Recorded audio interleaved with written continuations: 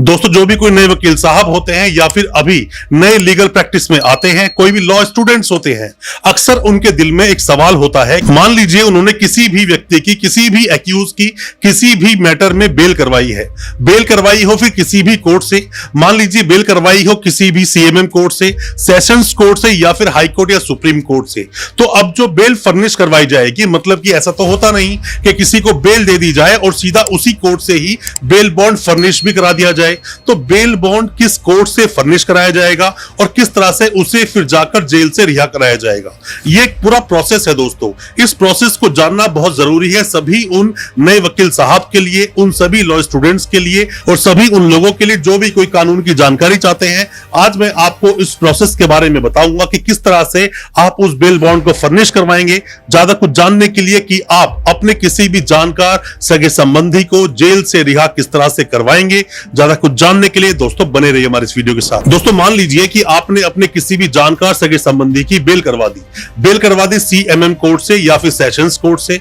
High court से या supreme court से, डिपेंड करता है किस कोर्ट से आपने बेल करवाई। मान लीजिए पॉक्सो केस में कोई भी आपके सगे संबंधी जानकार जेल में बंद थे। जेल में बंद होने के बाद में जब आपने उनकी बेल करवाई, तो बेल होने के बाद में क्योंकि जो ट्रायल कोर्ट होगा, मतलब कि जिसको ट्रायल चलाने का अधिकार है, वही उसकी बेल भी ले सकते हैं। सेशंस कोर्ट के लिए क्योंकि विशेष जो अदालतें बनाई गई है वो उसकी बेल ले सकते हैं, तो उसी कोर्ट में जब आप बेल ऑर्डर देते हैं तो वहीं से बेल एक्सेप्ट कर ली जाएगी। मान लीजिए हाई कोर्ट ने बेल ग्रांट की है, तो वहां से हाई कोर्ट से जाएंगे और आप अपना जाकर जो बेल ऑर्डर है, बेल ऑर्डर लेंगे, बेल ऑर्डर की कॉपी लगाएंगे, साथ में ही जो फॉर्म 45 होता है, जो बेल बॉन्ड होता है, बेल बॉन्ड को आप फर्निश करेंगे, जाके कोर्ट में सबमिट करेंगे। साथ में ही श्योरिटी क्या वहां पर मेंशन की गई है, क्योंकि श्योरिटी सिक्योरिटी जो होती है वो तय करेगा आपका ट्रायल कोर्ट। मान लीजिए मेंशन किया गया है कि 50,000 की कोई भी आप श्योरिटी सबमिट करें, तो हो सकता है कि आप एफडीआर सबमिट कर दें,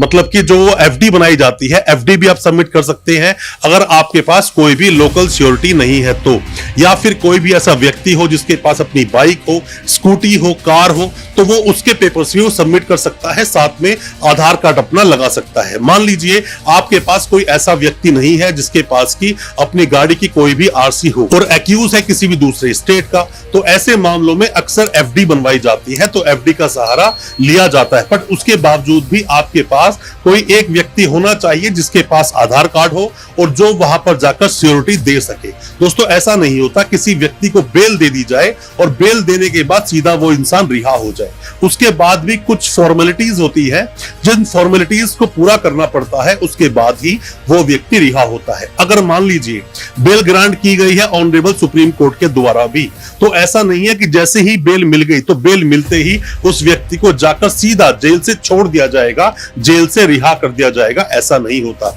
उस ऑर्डर को लगाना पड़ता है और जो भी ट्रायल कोर्ट होगा जिसके अंदर भी उसका ट्रायल चल रहा है, मान लीजिए कोई भी मामला 420 का है, 420 और 409 के तहत किसी भी मामले का ट्रायल चल रहा है सीएमएम की कोर्ट में, आपने बेल ली है जाकर सुप्रीम कोर्ट से, तो सुप्रीम कोर्ट से आप बेल बेशक आप लेकर आए हो, तो वहां पर जो सुप्रीम कोर्ट का जो ऑर्डर है उस ऑर्डर को आपको लगाना होगा नीचे सीएमएम कोर्ट में जाकर। आप जैसे ही जाकर वहां ऑर्डर लगाएंगे, लगाने के बाद में वहां से एक ऑर्डर होगा कि 50,000 की श्योरिटी आपको देनी है, साथ में ही हो सकता है कि 2 जमानती के लिए भी बोल दिया जाए, तो 2 जमानती आप देंगे, जो अपना आधार कार्ड वहां पे साथ में लगाएगा, और 50,000 की जो श्योरिटी बोली गई उसके लिए कोई भी अपनी गाड़ी की आरसी दे सकता है, एफडीआर दे सकता है, और बाकी की जो फॉर्मेलिटी होती है वो आपके वकील साहब पूरी कर देंगे, सबमिट कर देंगे बिल बॉन्ड, तो वहां से उस व्यक्ति को रिहा कर दिया जाएगा। क्योंकि आप लगातार हम लोगों से सवाल जो पूछ रहे थे कमेंट बॉक्स में जाकर, या फिर आप लोग जो हमें व्हाट्सएप करते हैं लगातार,